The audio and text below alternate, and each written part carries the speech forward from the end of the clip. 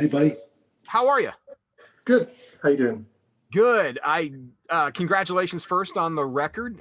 Completely dig it. I think it's really strong. My favorite song, if I had to choose, would probably be "Undone" for whatever reason. I like the Oh, lyrics, okay. which is probably a little, you know, off of I the love norm. it. But Why? No, it's beautiful. I'm sat in the chair in the exact location I wrote it. oh, really? Yeah. I saw the live stream when you guys launched the record, and I thought that was really well done. But how difficult was that to do? Because in all the shows that I've seen you do over the years, it's and I could be completely off base, and if I am, I apologize. It seems like you feed off the energy of a crowd, just knowing that like there are times when you're in the back of the arena at times Yeah. and all over the place. How difficult and challenging was that to do, not having a crowd there? I've done movies. I've done TV. It was the same thing. It's like it's not playing a different part, but I mean, I was fully aware of what it was. I was fully aware that there was. I mean, there was. I think that at the end of it, there's like I don't know, 200,000 people watched it. So I was aware of those people, and I was there for. I could just. I don't know. It wasn't a problem. Because I knew there were people who were watching. And sometimes when you're on stage and you're performing, you kind of lose yourself anyway. It's not like I'm fully aware of the audience the whole time, and I like to make the performance as dynamic as possible. So there are times when you lose yourself, you're not aware of it, you're spinning, you're messing around, whatever. And so it was a whole show of that. It was fun to watch. I heard it was weird because the watching it, like the crowd noise was pumped into it. Did you guys hear that at the same time, or was No, that we got no love. We got no appreciation, no love at the time. Again, that we had to just like, I hope they're cheering at home. because it was just kind of an interesting vibe. And I just watching, we were just talking about the drive-in concerts that a lot of people or a lot of artists are doing this year, just because given the situation, it's their way to get music out there and still kind of be as live, I guess, as you can possibly be. Have you entered that arena yet to do any of those? Have you thought about it? We just did a couple in Ventura and the fairground and Del Mar, like about a month ago now. We did two days, and the first one I got to tell you, I just I just kept thinking, why are we doing this? This is it's like a big barrier around the wall around the stage. You're on a high stage, and there's a wall around it, and people in their cars, and people were beautiful and showed up, but it was just a bit that was harder than the live stream. That was way harder than the live stream because I was like singing it thinking, have Radiohead done one of these? You know, why are we doing this now? Is it working? In the live setting, I'm very my mind is on people's enjoyment and people, that's why we try and have a good light show, good visuals, perform well, wear our best pants, because you're performing to people and you want people to enjoy it. And they maybe have a choice of 3 or 4 shows they can go to. They're going to choose one. If they choose your show, especially now since, well, before COVID anyway, but everyone was playing all the time because of no one buys records anymore. So everyone's out all the time. People get like too many options, too many things going. So if someone comes to your show, they've chosen you over maybe 3 or 4 other acts coming through. So with us and with the whole band, I think we're always about people's enjoyment. So I was crippled with, are they enjoying it? Are they thinking, what are we doing here? I was like, are they thinking the same as me? It was a bit traumatizing. And then we played the next night, and I guess I'm weak and shallow and can turn on a dime because I was like, actually, this is okay. This is okay. I'm enjoying this one. So I found it really hard, but I just obviously like everyone who loves music just can't wait for it to go back to some consistency that we had before. And I think that obviously now with the vaccine coming, I think for sure by summertime, come on, we've got to have it. I hope so. Yeah, it's so crazy. I don't think anybody's ever experienced, at least none of us that are alive have experienced a summer where there hasn't been any kind of live music. It's just been so Oh, it's not strange. only that, it's not music, it's films, it's theater, It's not that's necessarily a huge audience, but you know, it's any event, any public event, obviously, you know. Yeah. Speaking of film, have you ever thought about jumping back into acting more often than you have? I just completed a film that's about to, I hope, come out early next year called Habit. I was in that. I'm in that with Paris Jackson and Bella Thorne. So I've done that. I've tried out for a couple of things recently I didn't get. That was unlucky, but I had to put myself on tape and do all that stuff. And to be honest, I really enjoy it. I think what happened is after I got divorced, I didn't want to leave town, leave my kids unless it was for music. Like I was leaving town enough for music. So if you become an actor, the truth is you have to, oh, I'm going to Berlin for 7 months. Oh, Budapest, wonderful, I love it. Oh, there's nothing wrong with you know, Edmonton. It's okay once you get past the whatever, you know, like, so you're always traveling.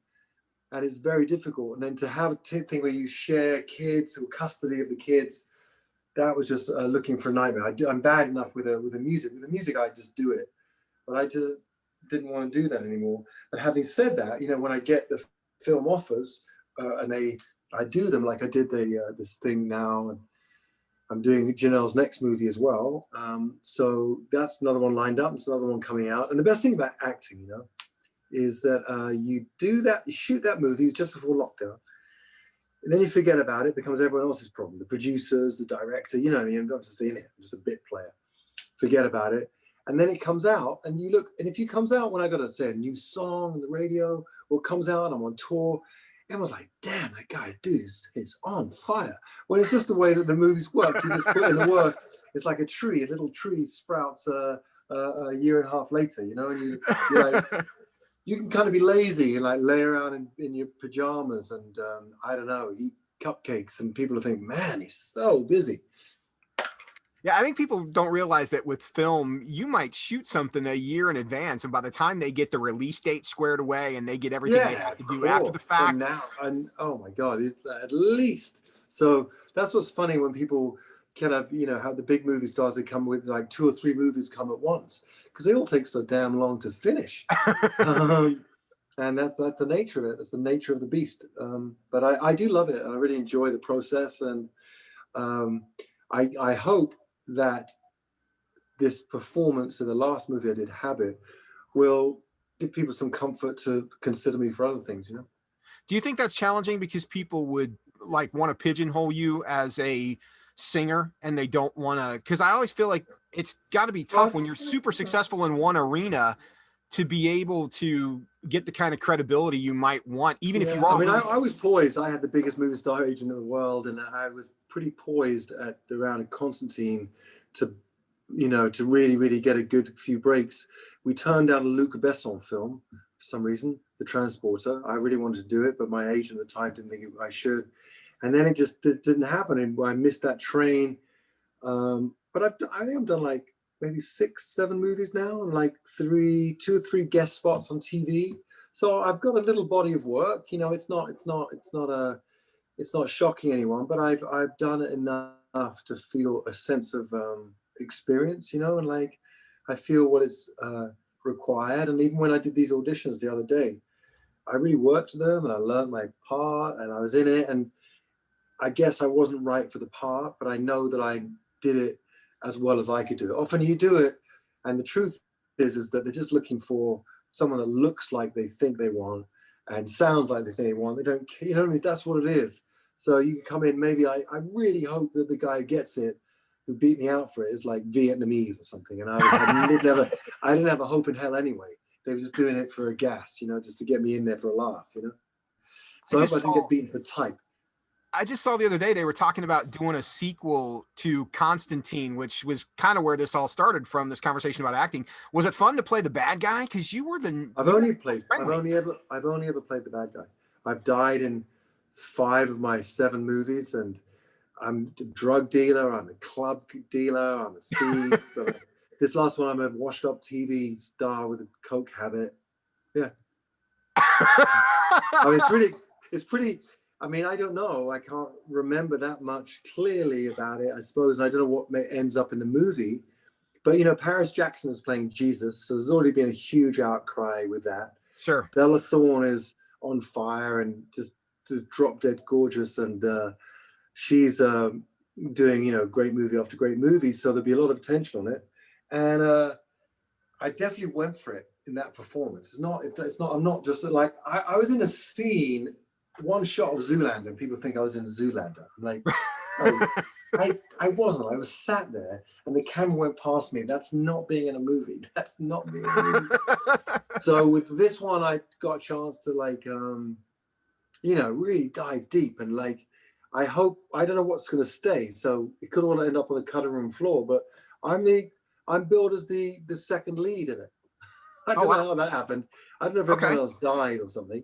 I don't know what happened, but I was like, really? I wasn't into that much, but it was really fun because I did a lot of. It wasn't all dialogue, you know. Sometimes when you're a stepping stone in a movie and you're just there to fulfill a function, you just get given a few lines, come in and out, bing bang, bish bash bosh, and you know it's about the movie stars, and you don't get much time off when you're not having dialogue. You know, constantly I had time where there's no dialogue. You're walking in, and so that was fun, and I got to do that again with this movie. So I hope that I make the cut.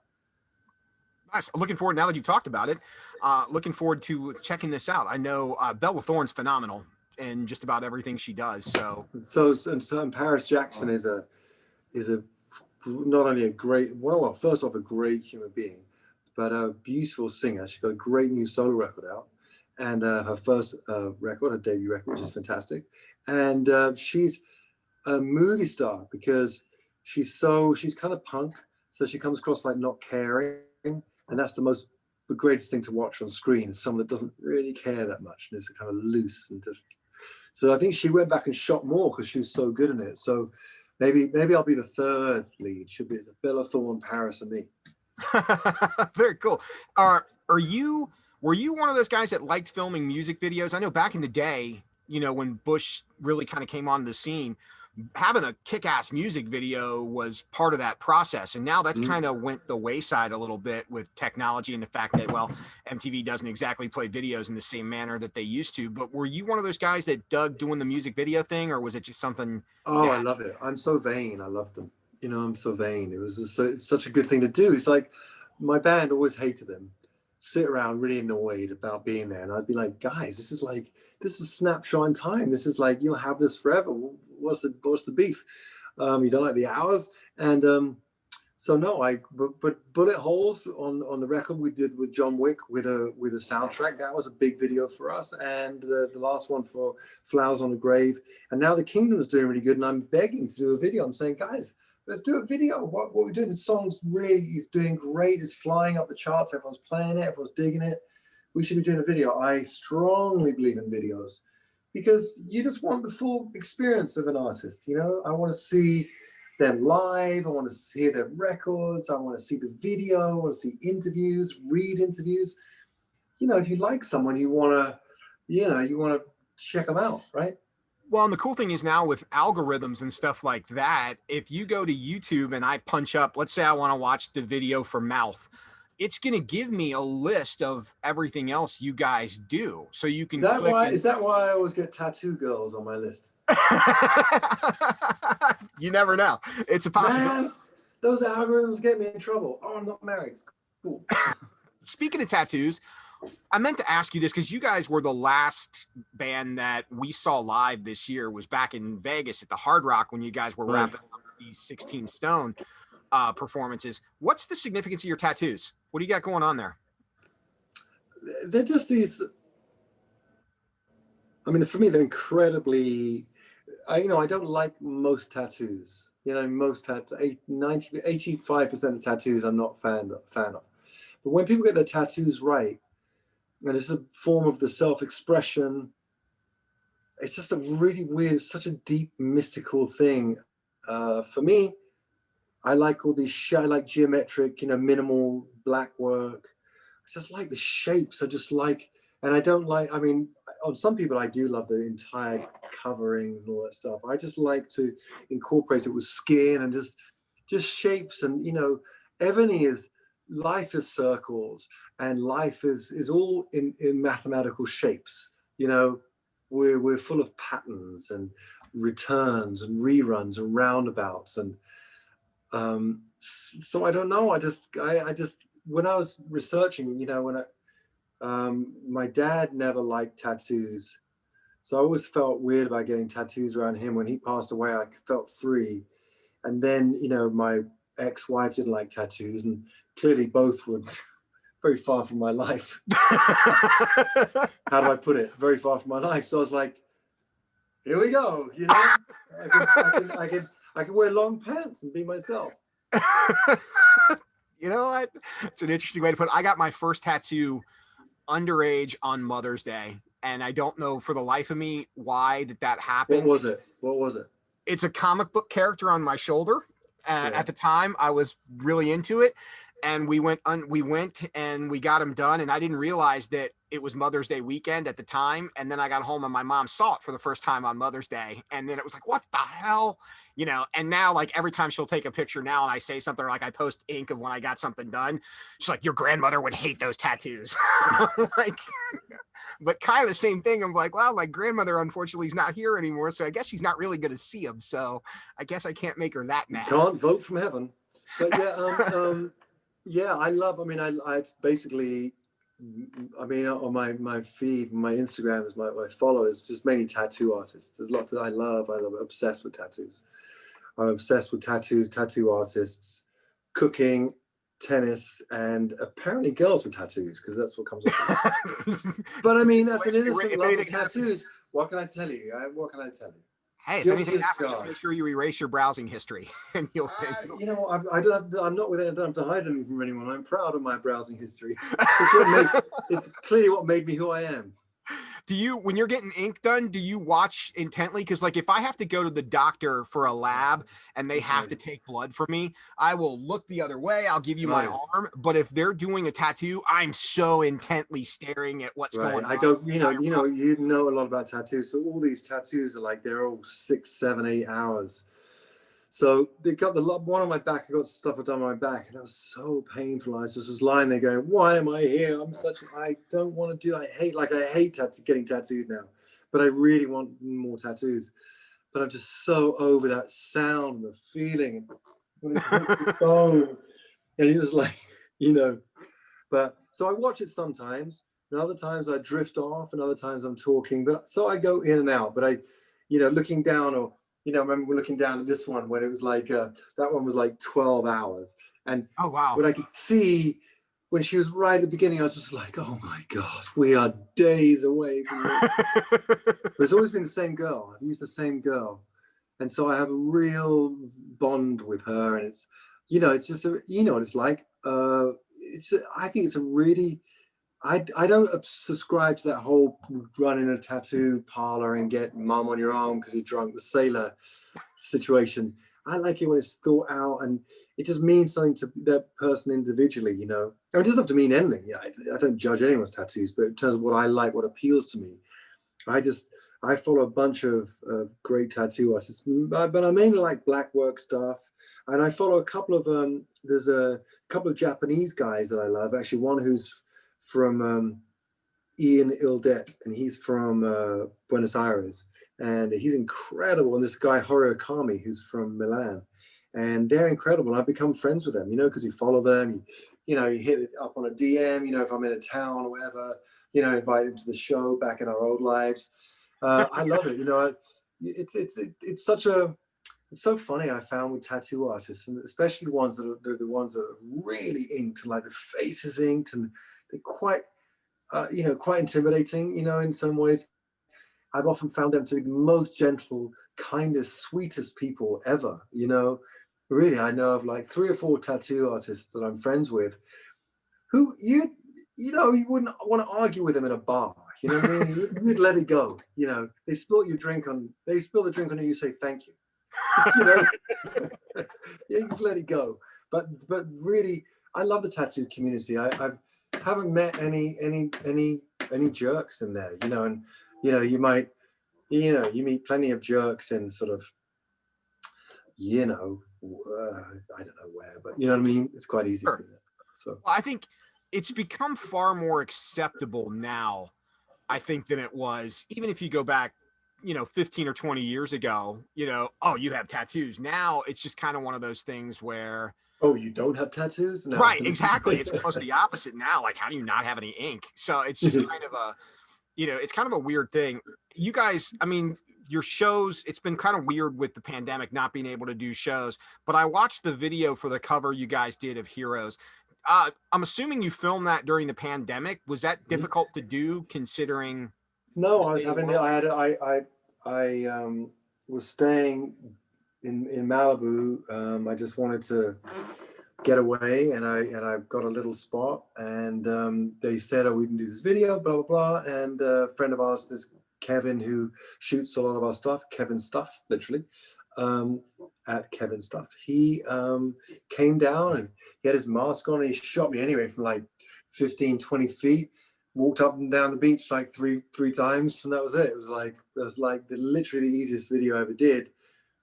But obviously the song is so deep and beautiful that it was an incredible hour and a half shooting a video. You know what I mean? It was like, it's like, you're in it. It's not like, oh shit, I'll try and feel it next time. It's like, you're in it. It's singing Bowie. What are you going to do? You guys have covered a ton of stuff over the years, Heroes being the most recent. But I came across, we did a special on the station over Labor Day weekend. We kind of brought some live tracks from bands who should have made it to Indianapolis over the summer that we didn't get to see. So we did a lot of live performance tracks. And when I was putting your guys' set together, I came across the cover you did with Breaking Benjamin when you covered Wood, which I thought was just a badass cover. But do you have a favorite song that you guys have covered that you really, truly like doing all the time? I mean, we only cover songs I love doing. I was in the store yesterday and I heard Van Morrison with Brown Eyed Girl? No, Into the Mystic. And Into the Mystic. We covered Into the Mystic for an acoustic gig, and it was really fun. So I love to all covers I love to do, because you really get inside people's songwriting, and you understand that every song is way more nuanced than you realize. When we just listen to songs and they waft over us as we, make out with our girlfriends or cook lunch or whatever you do when you're listening to music, and things can pass you by. But when you're learning a song, you have to be respectful. And the only thing I think is really like sacrosanct, you can't really touch, is the melody. I can't stand it when people rewrite a melody, a vocal melody. I just don't. I mean, okay, if you're cat power, okay, fine. You can rewrite anything. You have a voice like that, fine. Aside from Chan Marshall, I just don't think you should change the melody of a song. You can change the music, even better. Don't do a karaoke cover. When people do like exact carbon copies, it's a bit, I'm not a huge fan. I like when it has a little something, I'm proud of our Come Together because, Chris put a really cool riff to it along with the genius of that song. And so that was always fun to play. And we just stopped playing it because you don't want to be like, there's that band that plays Come Together. So, we had to stop with The One I Love. I used to do Revolution Blues, which is Neil Young. I've done so many songs, Suspicious Minds. That was a good one to do. Some Stones. But yeah, that's really good fun. But Bowie, I did I'm Afraid of Americans with his band. When he passed away, I did I'm Afraid of Americans. And I'm about to do another song with them coming up January the 8th. They have a live big Bowie, 5 years since he passed. Yeah. There's a big show Mike Garson is putting on, and I'm honored to be singing a song, and I've got I'm singing that song. It seems in the last few years, it seems like we've lost a lot of just really kind of, I mean, every artist is important, but a lot of those artists that were considered special just because of the talent level they had or their contributions at some point in time. Bowie was kind of a one that I didn't realize that he was as sick as he was when he passed away. Is there anybody in the past few years that have really hit you kind of hard, especially considering you play in the same arena that they do on a regular basis and had more interaction? Is there anybody that you were really like, oh, damn? Well, I think Bowie and my dad, those two would be right up there of those weren't good days. But you know, obviously Eddie Van Halen just passed away, and he was a, you know, phenomenal genius. For me, it's a bit not quite as potent because I didn't grow up with Van Halen. It's not an English band. They didn't actually in my world. So I can respect that he's a genius guitar player and everything. But Bowie was the one that was, you know, I was lucky enough to be a friend of his, and I'm sure he had thousands of friends, but I owed him an email. And so that's always, you know what I mean? Reply to Bowie if he writes you. It's like so funny. He's written me. I'm gonna write. So what am I gonna say? What am I gonna say? You know, Bowie passed away. I was like, oh, fiddle. That was not cool. So yeah, I think. But I find it. You know, I find anyone dying is very sad. I find that the Oscars every year, that in memoriam part they do, because you see people in their prime, and you know, you one day people will watch footage of me talking to you like this and I'm fucking dead, you know, and they'll be like, oh man, there he was in a striped shirt bringing back the grunge. But it's, you know, it's just how it goes. It's so sad. And I don't believe in anything. I believe in some energy around the world, you know, in terms of synchronicities. I do believe in that, and I believe we are where we're meant to be, but I don't believe in an afterlife. And I'm an atheist, and you know, I don't.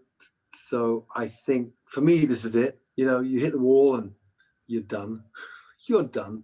I don't follow the, you know, many. I don't believe in reincarnation. I don't ascribe to that. I think it's, you know, when it comes to like an artist, and maybe it's a little bit different for musicians than it is for actors.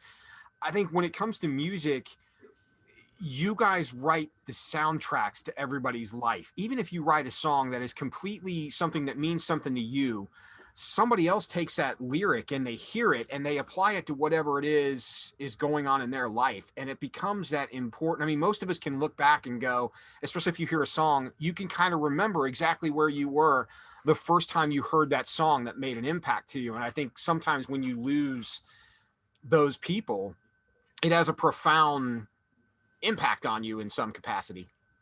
Yeah, it's just, well, what it does, I think, selfishly, it reminds us of our own mortality, you know, because it just says like, well, okay, Bowie was, you know, he was a bit older than me, or a lot older than you, but or a different generation. But you know, same with Tom Petty. He's just like, but Tom Petty can't die. The dream can't be over. He's died, you know. And I did grow up with Tom Petty. He did reach England for me personally in my life, and that was very, very sad.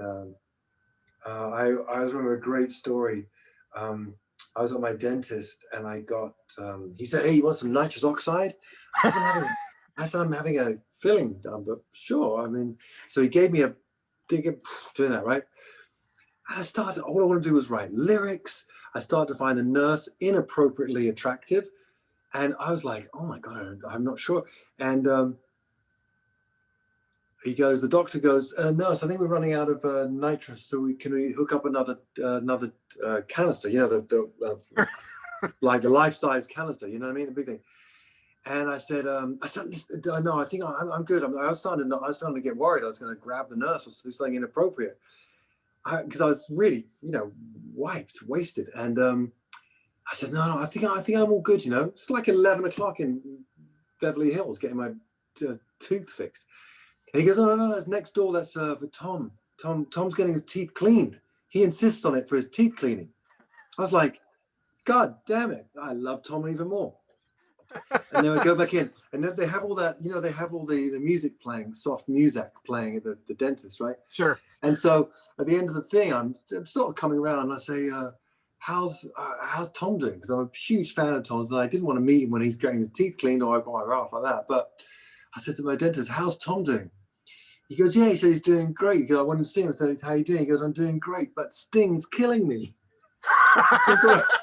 Sting was playing the thing, you know, whatever, Straw Fields of Love or something. I love it. Sting's killing me. Oh, that's funny. Well, you got a great record with The Kingdom. It sucks that we can't see you in person on the road because we will. Yeah, everybody who's seen the show and we'll see a Bush show again, knows exactly how much fun those are. Do you have a favorite track on this record?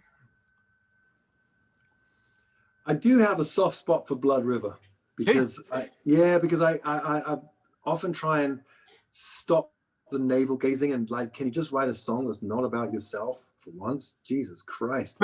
And so I got inspired by this place called Blood River in Scotland in the Highlands, where I guess there's copper in the rock, so it turns the water bright red. Oh wow. And there's this cave, and they have a staircase down. It's called the Devil's Pulpit, because down the bottom of the stairs is like this thing. So they call it the Devil's Pulpit. And I couldn't put pulpit in a song. I tried so hard, but it's not a word that sings. Like smell and pulpit they're not good in songs, right? So I put it to Devil's Stage. But so I was just inspired by that place, and that's what I like about it. It was just sort of, it's really boring if you're just talking about yourself all the time. Sometimes you need to listen, and sometimes you need to hear about other people. So that was a song about something else, and that's why I like it. Well, I think the record is fantastic.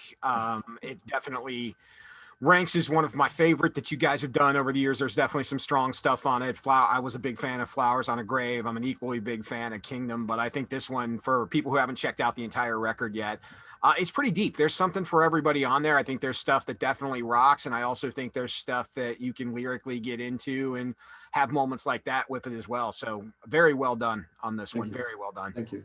Sounds like a plan. Gavin Rossdale, thank you so much, man. Good luck with the rest of the record, and good luck with happy holidays with whatever you are doing over the course of the time. And God willing, we get on the road sometime in the near future and do all this live. Thanks so much. All the best. You as well. Appreciate it. Thank you. Thank you. Bye.